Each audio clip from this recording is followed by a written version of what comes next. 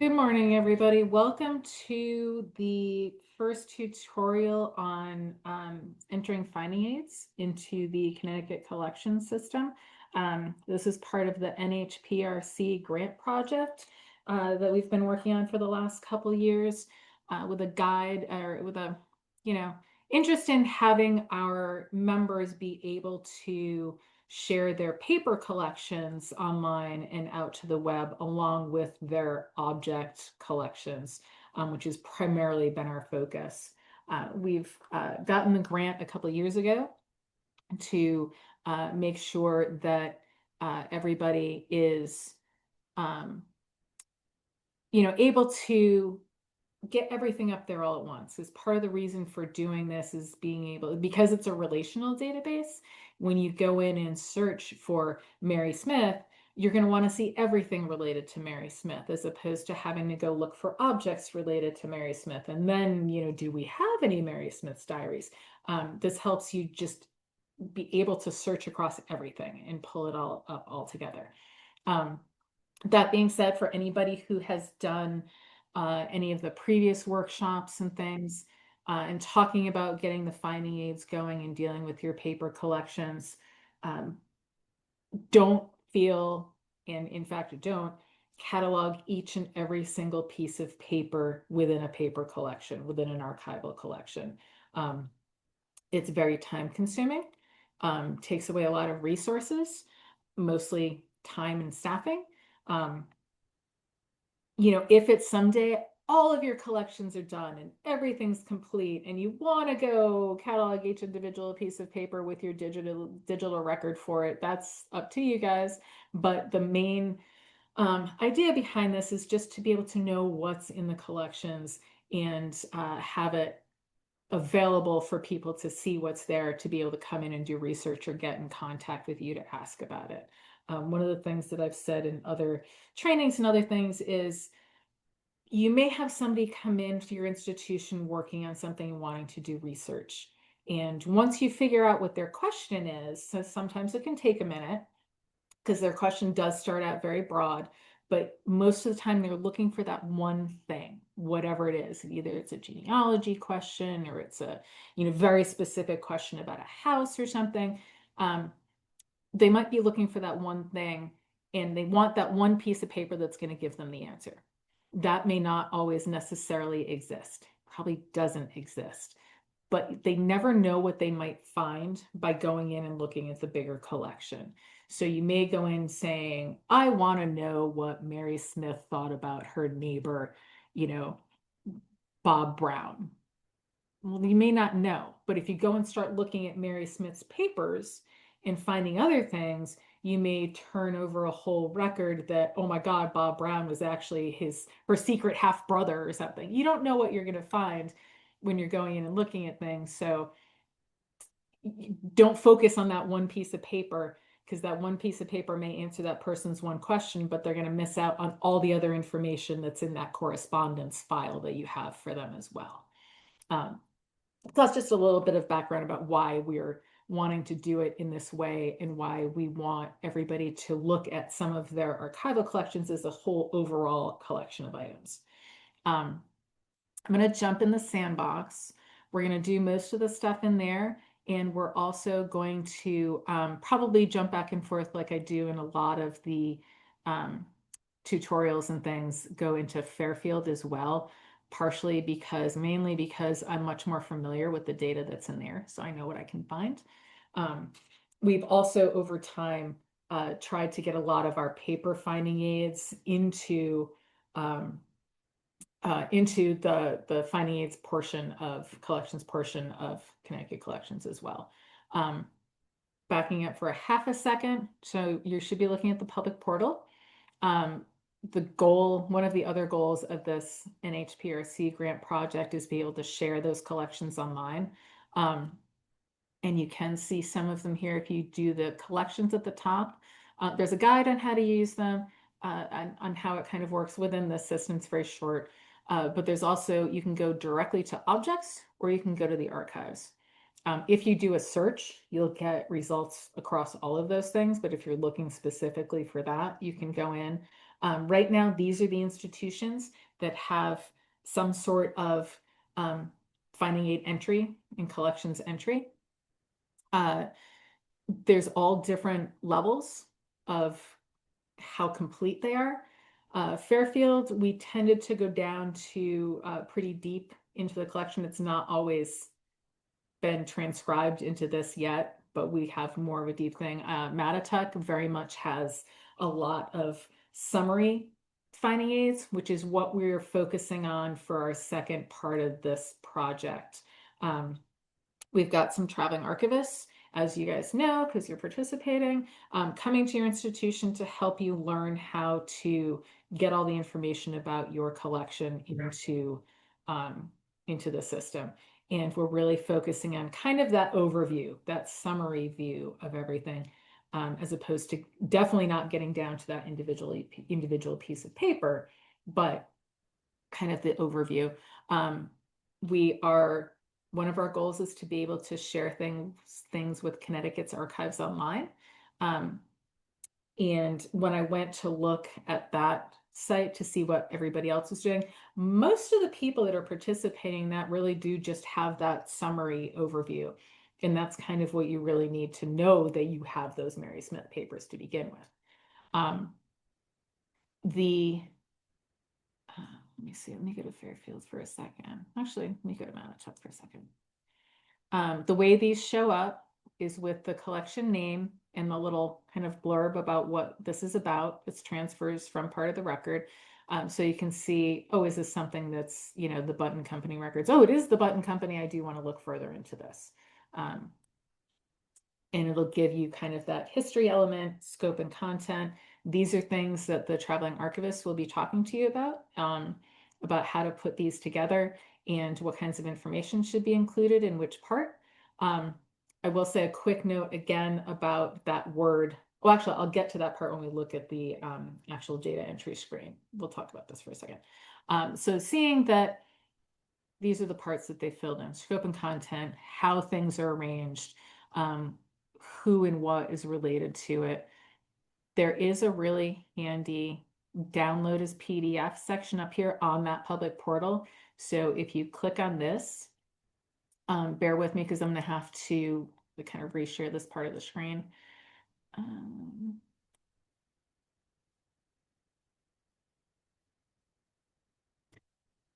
So when you download that, you're going to get a PDF, and it will be a printable section that either a researcher can bring into you and say, I want to look at this. Depending on how detailed it is, they can pull out and say, I need to look at this box or this folder. Or this can be something that if you have binders or things in your library that you hand out to people and they say, I want to look at Waterbury buttons, you can hand them this and say, okay, this is what we have. Is this collection of interest to you? It's very useful to be able to just print it out and have that kind of general identifying information right there.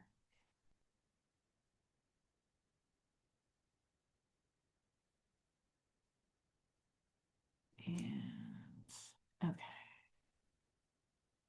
So we're back to that main public portal record. I'm going to go back to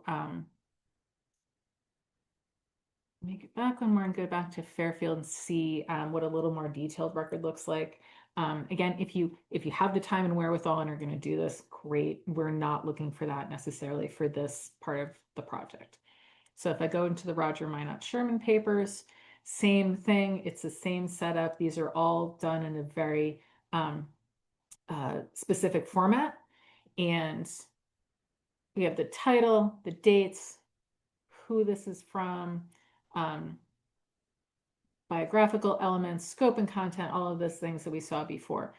This collection, we've gotten more detail about what the boxes contains, kind of the series and the sub-series, which your traveling archivist will talk more to you about. But if I click on this personal correspondence from 1793 to 1844, and then I can see how we've split that up into different folders depending on the year and that kind of thing, and really gotten down into the detail of this. Again, this is great if you have time and you want to get into this. We do not need to get to this level for for this part of the grant.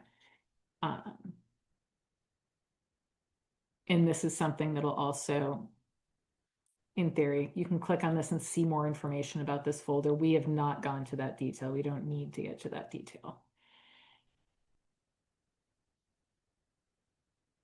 And you will get, if you do that download as PDF, you will have that those things listed at the bottom of the page. I'm not going to do that to share the screen again at all at this point in time. So going back to the actual getting started with the data entry, let me go to the sandbox and I'm going to log in. Now I have sent out to everybody, there is kind of a quick entry form that we came up with based on a previous form used by Kathy Carla of the specific fields that are needed for Connecticut's Archives Online, what they have as required fields. And we have based ours off of that with the view of being able to share the records there to make sure we have all of the fields filled in. And it's all of the fields that should be filled in for a good solid finding aid as well. As most of you know, we're split up into different modules within this. We have the objects, we have entities. This is where it gets tricky with the collections. Not really tricky, but you just have to think about it. The collections is archival collections.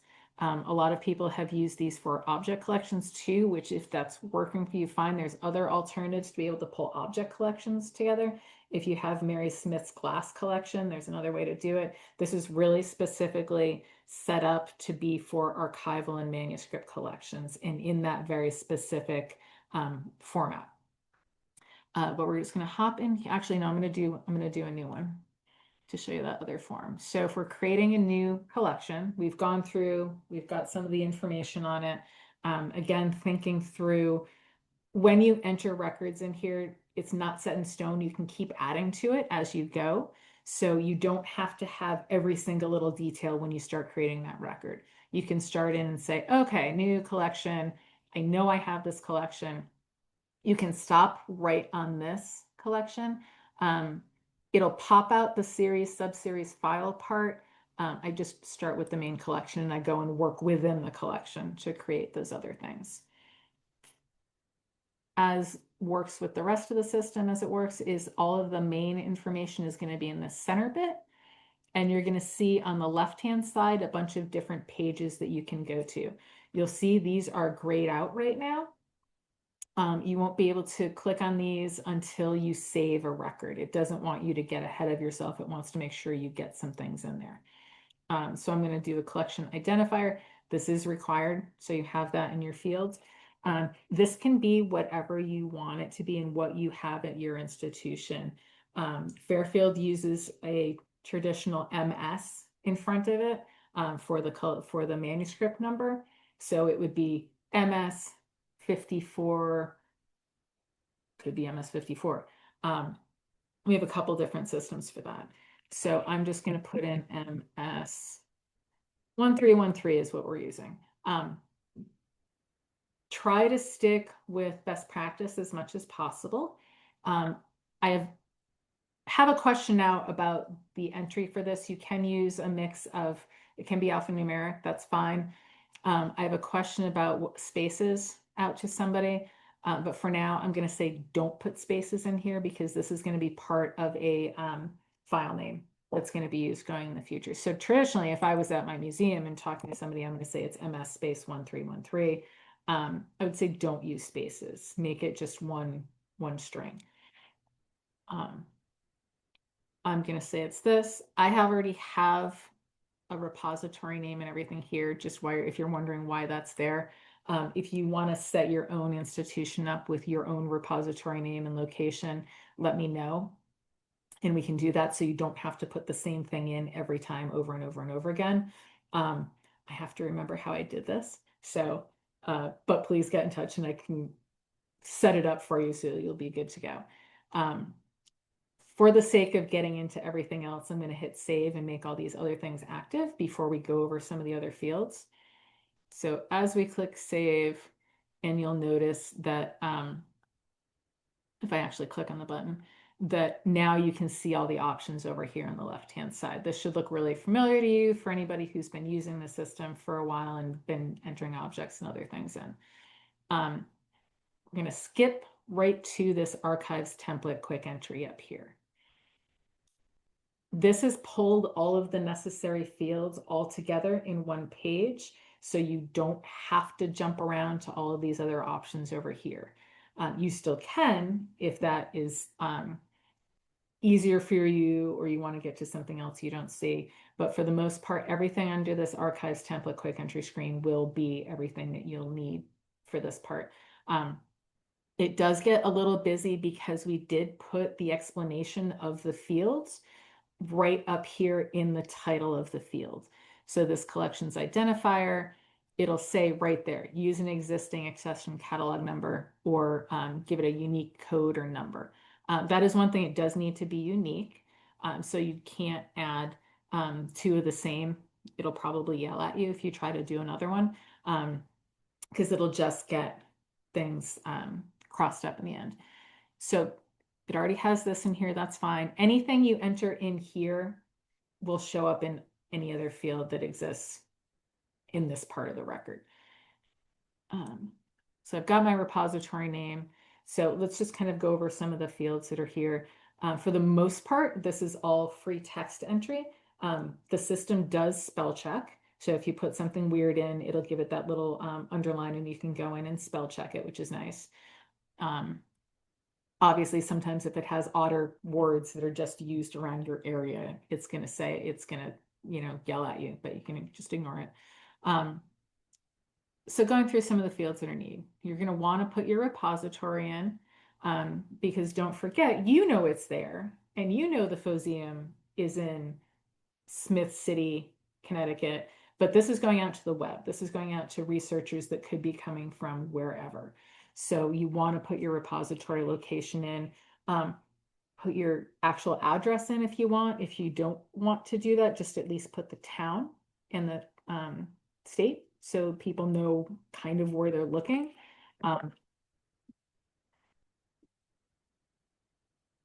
Oh, for this part, I automatically spell things out. For this part, it is okay to use the standardized postal code abbreviation. That's fine. In general, just in general, in the whole system and in cataloging, always spell everything out. People have different ways of abbreviating things, so you want to make sure they're able to find something. When you have a standardized abbreviation like this with the postal code, you can use that. But for everything else, make sure you're spelling it out. Spell out street, spell out road, all of that kind of thing. The creator name. So this is specifically the person responsible for creating this group of materials, who created this collection. We had Mary Smith from before. You'll see this has a little drop-down arrow. So this is going to directly relate to the entities part of the database. Entities are considered people or businesses, any organization that is related to something. So we're going to say this is Mary Smith's collection. So if you've already got Mary Smith in your database from previous work, it'll pull her up and you can select her. If that person is not in, you can create them. It'll pop you over to an entity record, and you'll see up here, quick add an individual or an organization. We're going to keep her as an individual. And you can enter their name here. Actually, so her display name already shows up, which is great. Put in whatever information you have. You can go back and do this later. You don't have to have everything to hand for Mary Smith. You don't want to get bound up in your records and be like, oh, geez, I need to go look up Mary Smith and just put her in. You know who she is. You can go back and fix her entity record for yourself later on. We're going to put her in as an individual. And her name will now pop up here. This is set for longtime users. This is, you don't have an option to change the entity type over here. This is set specifically to be the creator of something. You can go and change it in other places, but this is only going to be linked to that type. So it's made to So you don't have to worry about it. You're just going directly to this creator. The system does not autosave. You do need to click save to have it specifically saved. If I try to go somewhere else right now, it'll say, oh, wait, are you sure? You don't want to do that because you didn't save anything yet. Even I'll just go down here and it'll say, see, it'll say leave site, your changes may not be saved. Oh, shoot, I forgot I didn't save yet. So I'm going to cancel and stay here and click the save at the top. For ease of use, especially for a long form like this one, there is another save and cancel at the very bottom. It doesn't matter which one you use. Both of them are fine. So now you have this link to Mary Smith. So if you go into another record somewhere along the line and you want to add a person in, you start typing Mary Smith, your Mary Smith will appear and you can just link to her without adding a bunch more new information. Your collection title, whatever you call your collection.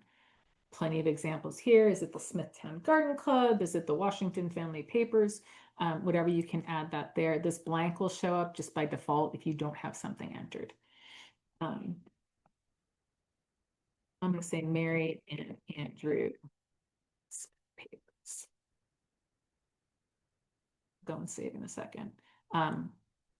The saving every time initially seems like a pain, but from someone who accidentally deleted a whole paragraph of a description in my old database that auto-saved, I actually like having to save everything. We won't talk about that. I saved it, I got it back, but it's fine. So date range of the collection. This is something especially to talk to your traveling archivist about. There are very specific types of dates used in archival records. We have options for all of the different types here. You do not have to put in a date for each one of these things. You also do not have to put a specific date in for like each piece of paper or each everything. Use whatever is going to be applicable to this collection. Again, talk to your traveling archivist about this. This is something that's very core to what they do. They will be able to help you through what's going to work best for you. It gives you the quick blurb up here, but they'll be able to give you a little bit more direction. I'm going to say that this, the other thing about this, the system will normalize the date to what it needs to be when you put it in. So you don't have to worry about, I want to put circa in. Do I need to spell out CIRCA? Am I putting C dot? Am I putting CA dot? You don't have to worry about that. The system will do that for you. So for instance, I'm going to put in, this is about 1920. And I'm going to say this is a circa date. And I'm going to save it. If it's something really egregious that the system doesn't recognize, it'll come back and tell you it can't save and there's an error. So you have to try a couple other options. But you can see down here, it's normalized it to spelling out circa, which is what we've determined to do for the system. So you don't have to worry. It'll see the CA or the C and go, oh, this is supposed to be circa. If you have a date range that you want to use, inclusive dates are actually between 1900 to 1930 are the inclusive dates. And if you save that, you'll see that it's changed it and gotten rid of that too and just put a dash with a couple spaces in there. Again, talk to your archivist about what dates you should be using for everything. There isn't one correct answer, but they'll help you figure out what's best for you for that specific collection. Not every collection is going to be the same. The finding aid author is your name if you're doing it. If it's a group effort and it's your institution doing it, go ahead and put your institution name in there. So we're just saying, I'm just going to use that and saying the finding author is, it's a group effort. We all did it here versus just one person doing it. It actually can be really useful to have that specific person in there.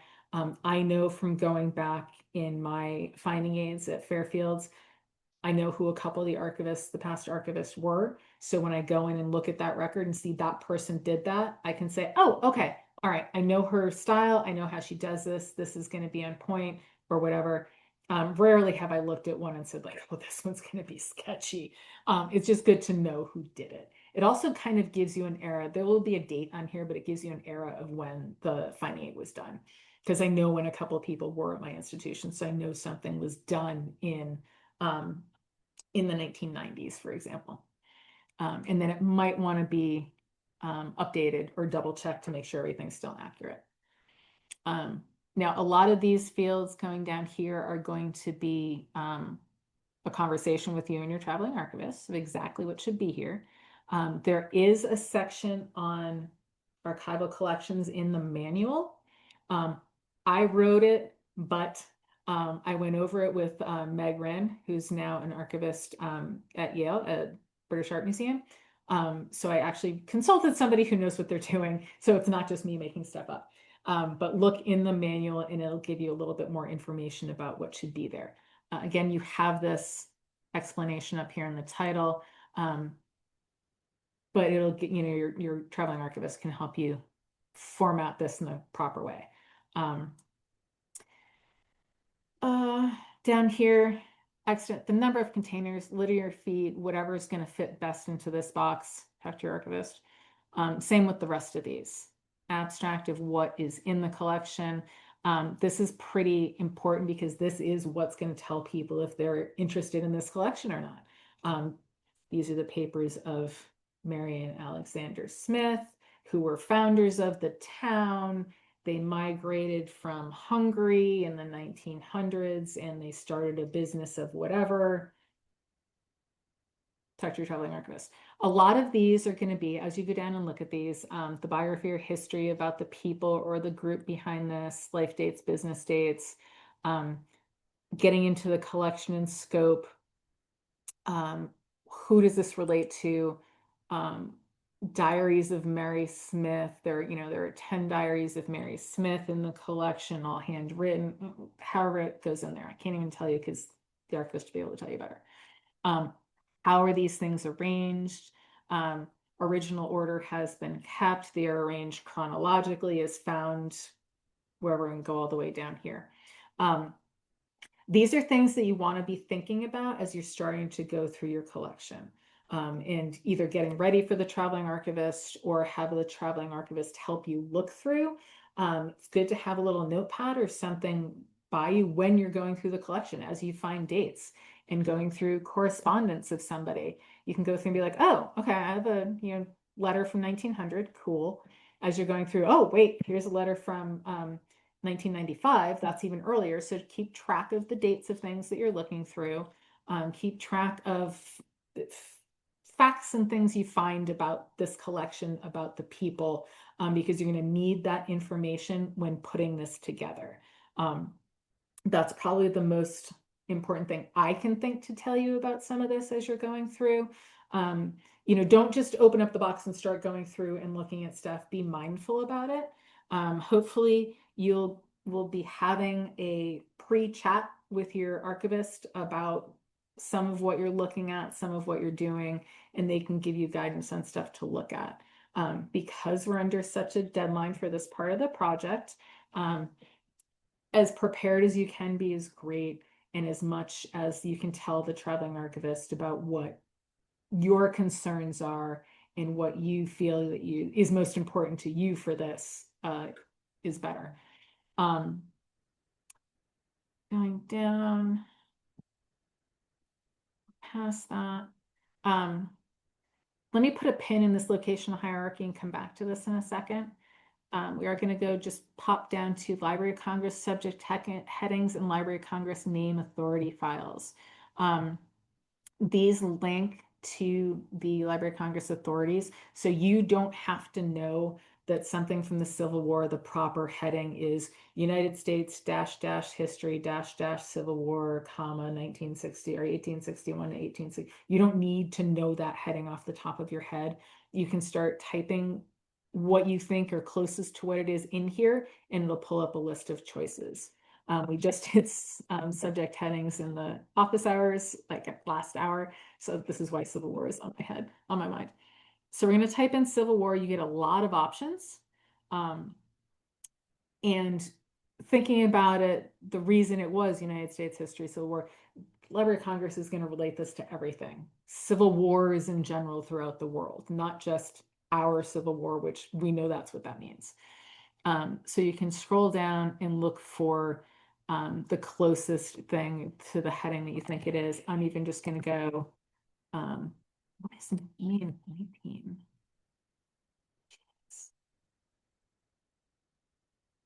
And important with these, when you get that little gear and the arrow, don't hit enter. Just let it start searching. It'll do it on its own. If you hit enter, it's going to escape and go to something else. And even just putting in something like a space, it'll kind of research again, and you can go through. For something like this that you know it's going to be a short heading, I look for the shortest entry in here and see if I can find it. You can go Iowa history, Civil War, Illinois history. I know it's United States. Getting closer. Sometimes it takes a while to go through everything. If it's a term that you're going to use a lot, you'll know it and you'll know the easiest, fastest search to do. Don't give up on it. It'll be there. And you can always tweak it a little bit to see if it'll find it. It does not show up in alphabetical order on the list, which is incredibly annoying. I frankly don't know what the sorting is on this.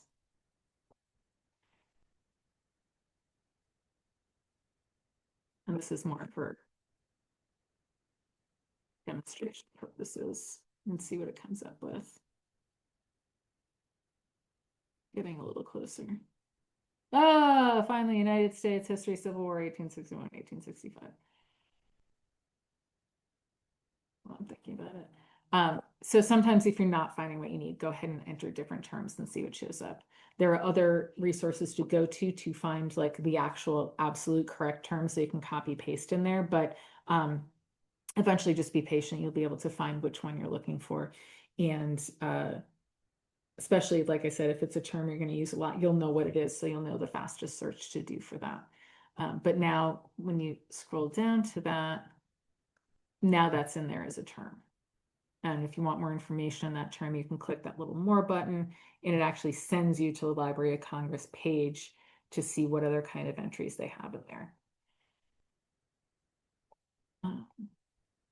Same thing with Library of Congress name authority file. If you have a particular person that you want to link to your records that is, I don't want to say important enough, but has been recorded enough to have their name added to Library of Congress, you can search there.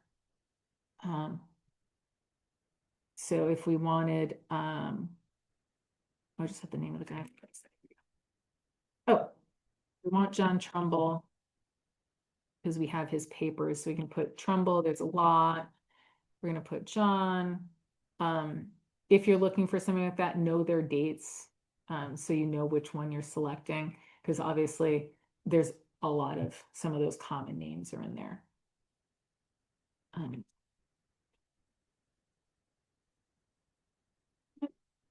Trumbull. I'm gonna look at Jonathan Trumbull. And you can get really detailed with that too, but basically you're just looking to attach your guy in there. If you have a very prominent person in your town and you're like, oh my gosh, I can't believe he's not here. Why isn't he in the thing? It's just because there's not been any kind of recording that put them in there. Fairfield does have some of our people up in because we've gone through WorldCat to get some of our finding aids online, so it's picked up stuff on there. Talk to your traveling archivist. But we do have a place for local names here.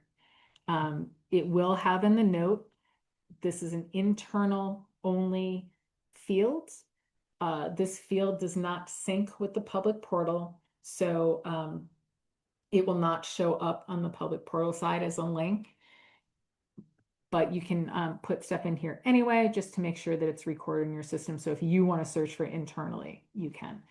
I put a little format here of what it's supposed to be. Again, your traveling archivist can also help guide you as to how to put those in. So say we're putting Smith, Mary, and she was allotted from 1880 to 1940. And we can create that here. Most of this you don't need to fill in. You can just put her in as a thing and save. And this is a, if you have questions about this, come to me to ask this. Ask your traveling archivist about the formatting of this, but as to how this gets entered, come talk to me about it and we'll figure it out.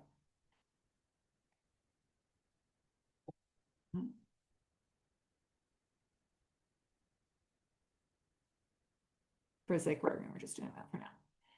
So now if you have more things related to Mary Smith in other parts of your collection, locally, internally, you'll be able to add them. Some of the standard fields going on down here, conditions governing access, things like this, if copyright restrictions apply, if you've got some kind of restricted collection, you can say this is open, available for research use, except for, some files have been restricted by the donor, please consult your librarian, something like that. Just so people know whether they can get to it. You can probably even put something like this collection requires, a month's advance notice for any retrieval. Touch your archivist. They can give you some more guidelines on that. Some things like this actually will probably show up in some of our archives tutorials that we did at the beginning of the project too. That'll be available, and we can give you some resources on how to look up some of these. Your collection preferred citation. So if somebody cites your collection even in their research paper for high school, or as they're learning how to do citations, or somebody puts it into a thesis, or you're in a book, how do you want this cited? You can put this right here. This is like a general one. Figure out how you want to say it, what the item is, the collection name, the date range, any of the information goes there. This can be another section. I think I have it in some of the Fairfield stuff. But there's usually that item description thing is very generic, and we can fill in that, item description, collection name, and we can fill in that name of your institution, city, state, if you don't want to type it 30,000 times. Most of the time it's just easy enough to put it in as you go. Some of the other kind of standard and useful fields, related material. You can talk about other collections with something related to this, other collections at other institutions. That might be in a separate field, but if you have that instance, let me know and we can show you where to put that as well.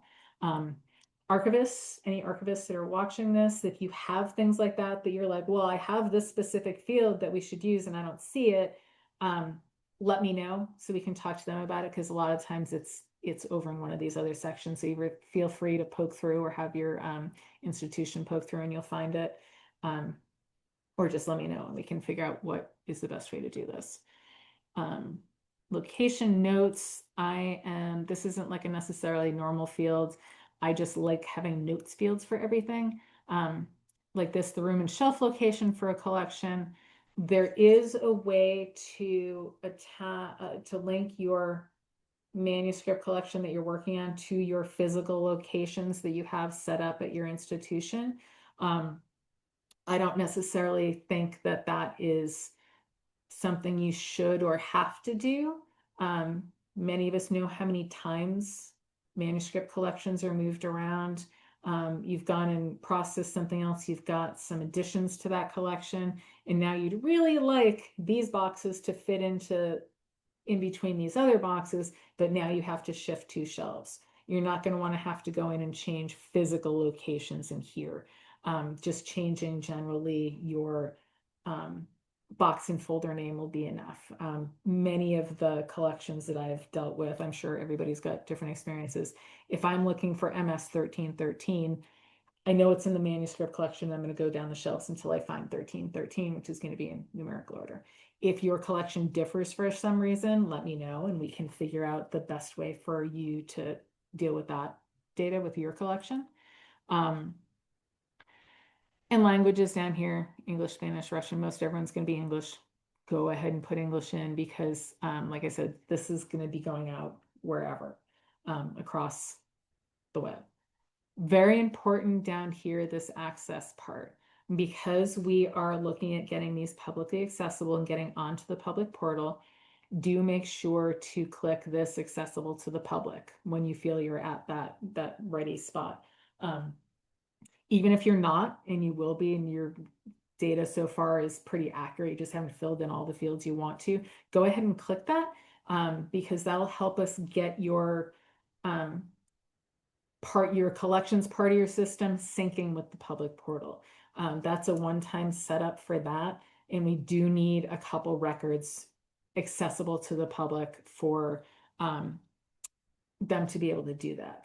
So go ahead and do that. When you're ready, let us know, and we will let the tech folks know that they can be syncing to that. Then, much like your regular object records, if you've already had them public, it'll sync on a nightly basis. So you go in and add some information and add some more facts today, it'll sync overnight, so it'll show up on the public portal tomorrow. So you don't have to do anything after that.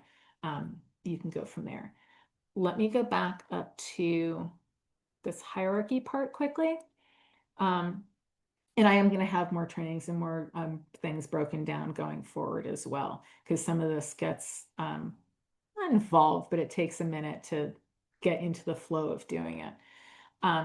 This section is broken down much like this says location and hierarchy. Thinking of your collections in a hierarchical level, you have your overall collection, then you have it broken down into series, subseries, and files. This is not necessarily directly related to boxes and folders. It can be, depending how previous staff have done things or how things work for you doing it. And ask your archivist for what the difference is between series and subseries and boxes and folders. It's more of a intellectual sorting versus a physical sorting. Sometimes they can be the same depending what people have done.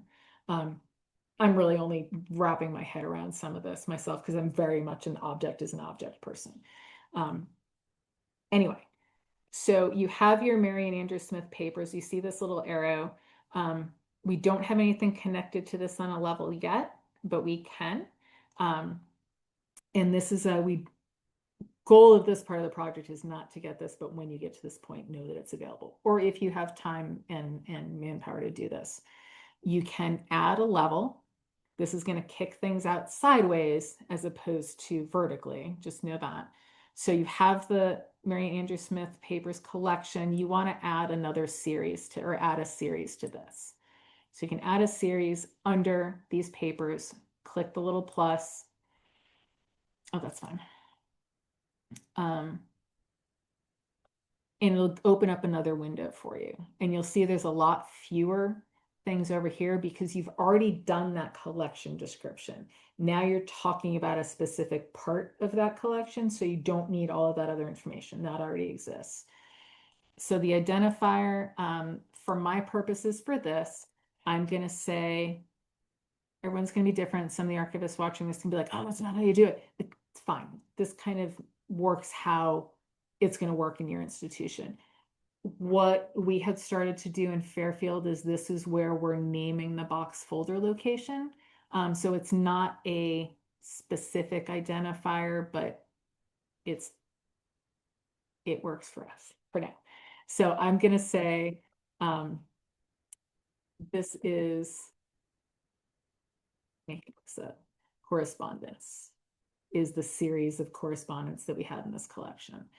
Part of what we've done, this is probably wrong, so don't yell at me. I'm going to say box 1 in this. There is a section right here for container for that series. Your series does not necessarily all need to be in the same box in the same location. If you've got reams and reams of correspondence from this family, you're going to say the correspondence is going to be even.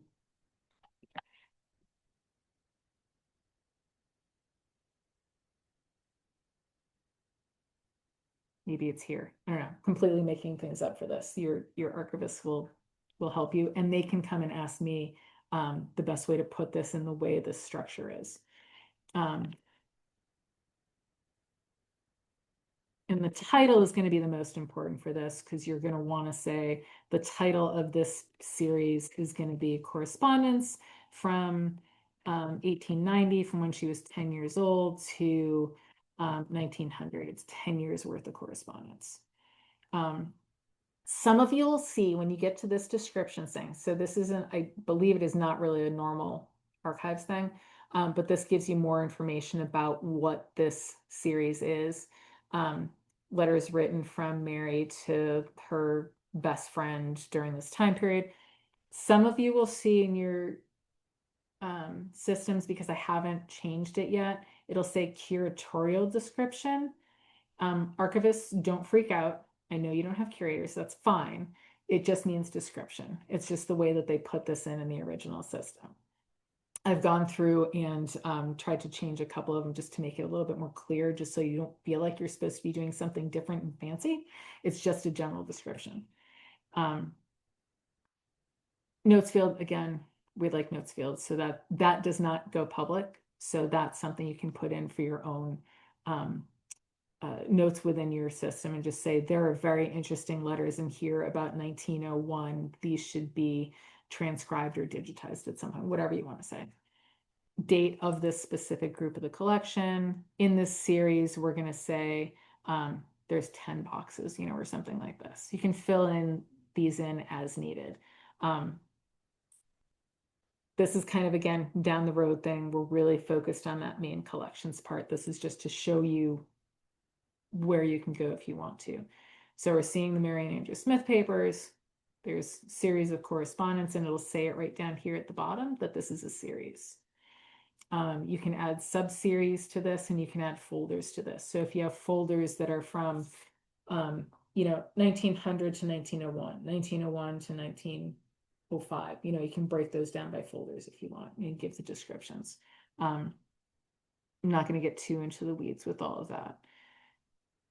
So this is more of a navigational part of it. So right now, if you're not sure where you are in the record, always look in this top left-hand part up here, and that'll show you you're editing a series. You're in the Mary and Andrew Smith papers correspondence. You're like, oh, no, I'm done with this. I want to go back to the other one. Just click on the main collection name, and that pops you back to that collections section with that original long. Oops, you have to click on this. It doesn't come up by default. You have to click on that specifically. It comes up with that original long entry form. So you can get back to where you were if you have more information about this. I will say about all of this other stuff, we can look at this at some point in the future, and we probably will. Looking at this, you can go down to summary. And this kind of gives you we have it set so if the fields are blank, the field name will still show up.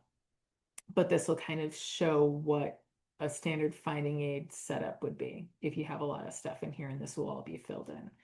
And this is something you can download as a summary PDF from here and print it out and put it into your records or into your reading room, or however you want to do it. And this is where you have that collection's contents will be noted down here at the bottom. I highly recommend, even just while you're thinking through this, go ahead and pop into that sandbox and go through and like put a couple of faux records in, or work your way through just to get used to where everything is. If I did not send you that initial worksheet, archivist or institution, let me know and I'll send it along. I think I hit everybody. But if you didn't get that kind of, it's in just like a Word document format, just let me know and I'll send that along to you guys. You can either use that as, typing in as scrap paper or something as you're going through and processing the collection, or, just as a guideline to look at to remember the things that you want to be looking for as you're processing that collection. Some of us know what's in a collection because it's either, it's super popular or it's really important. So we know off the top of our heads what's in there. Other times you might be starting to look at something that you've not even like opened the box lid yet. So you want to start going through with that. Let's see. Either way, again, I recommend going in and going back and watching some of those Archives 101 videos. I think it was session 2 talks about processing, and I found that really interesting. I had to go back and watch it like 2 or 3 times, and I picked up on something new every time. I found that really, really useful as like a pre-thing before you're talking to your archivist. Let me see. I'm going to stop recording and see what questions we have, and talk about any future moves or things like that. Sharing for now. Actually, I'll stop recording first and then.